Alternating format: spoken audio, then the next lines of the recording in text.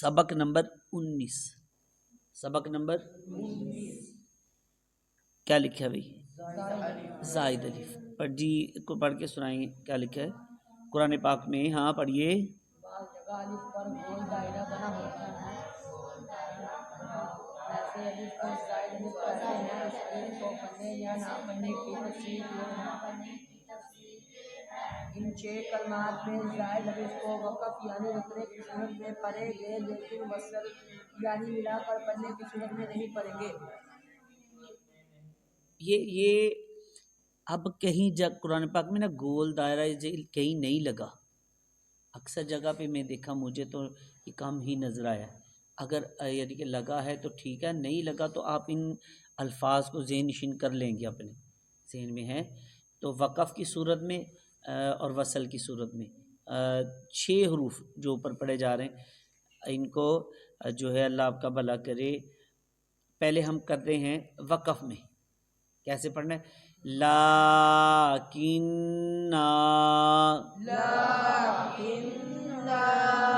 الظنونا الرسولا السبیلا قواریر انا.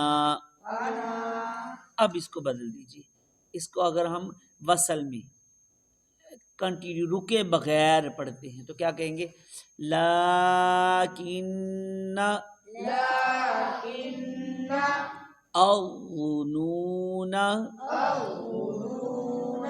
الرسول السبیل قواریر انا. ٹھیک ہے. ان کے نیچے نا ان کا لکھا ہوا ہے کہ کہاں کہاں قرآن پاک میں کس کس جگہ پہ یہ آئیں گے، تو ان کو ذہن نشین کر لیجیے گا. آگے جو ہے افَإِمَّاتَ افَإِمِّتَّ لَإِلَى الْجَحِيمِ مَلَئِهِ وَلَأَوْضَعُوا وَمَلَئِهِمْ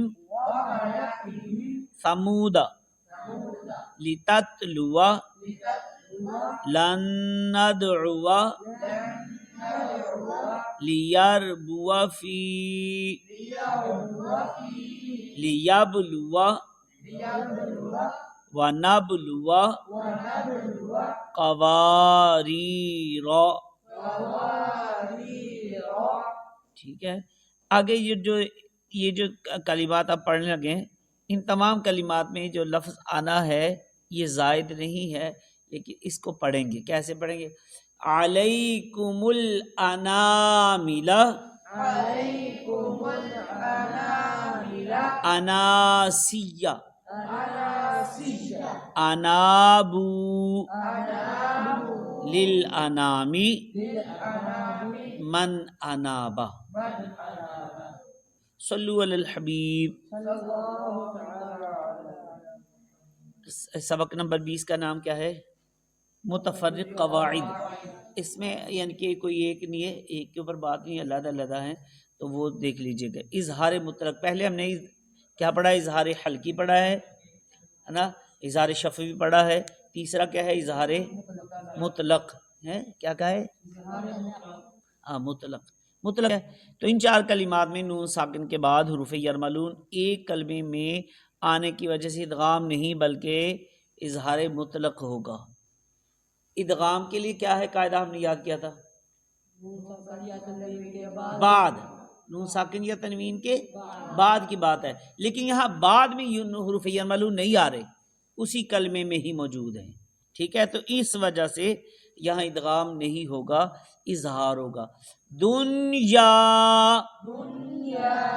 بنیان صنوان قنوان سکتہ آواز روک کر سانس لیے بغیر آگے پڑھنے کو سکتہ کہتے ہیں، یعنی آواز رک جائے سانس جاری رہے۔ تو یہ جو 4 کلمات ابھی ہم پڑھیں گے ان میں سکتہ واجب ہے، یہ جو پڑھیں گے ابھی ہیں۔ سکتے کا حکم کیا ہے کہ متحرک کو ساکن کیا جائے اور زیر 2 زبر کو الف سے بدل کر پڑھا جائے۔ یہ وقف کی قسم ہی ہوتی ہیں سکتہ بھی۔ پڑھنا کیسے؟ وقیل من غاقن کلا بل غان۔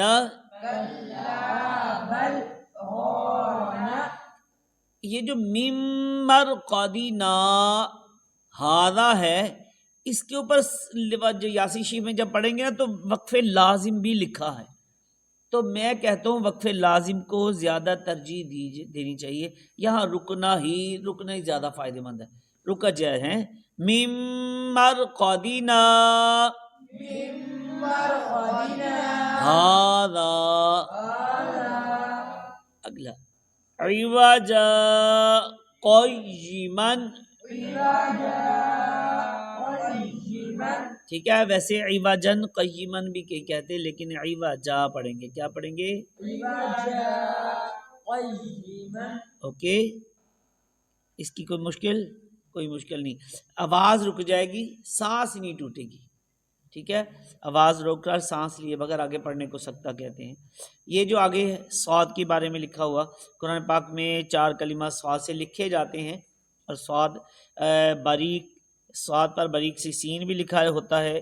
ان کے پڑھنے کی تفصیل یہ ہے کہ نمبر 1 اور نمبر 2 میں صرف سین پڑھیں گے، یابسطو بس طوطن،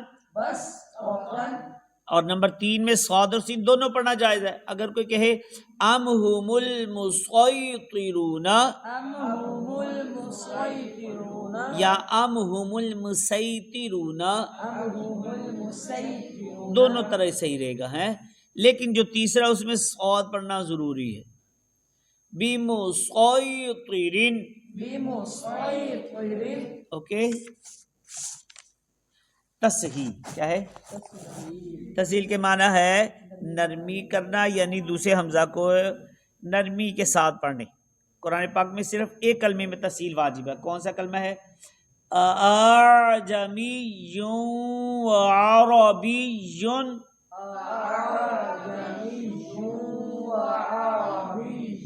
کیا کہنا ہے؟ اعجمی و عربی،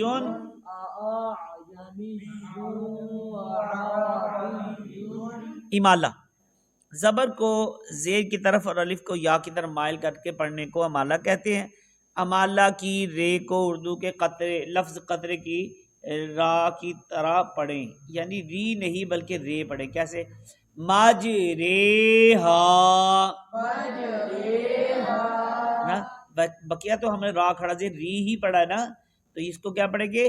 مجریہا، کیا پڑھیں گے؟ بئس الاسم الفسوق، اس میں لام سے پہلے لام کے بعد دونوں الف نہیں پڑھنے ہیں، کیا پڑھیں گے؟ بئس الاسم الفسوق، ہاں اسم نہیں ہے لسم، ٹھیک ہے جی۔ تو اللہ پاک ہمیں ان کو یاد رکھنے، ان پر عمل کرنے، دوسروں تک پہنچانے کی بھی توفیق عطا فرمائے، آمین بجاہ النبی الامین صلی اللہ علیہ وسلم۔ صلو علی الحبیب۔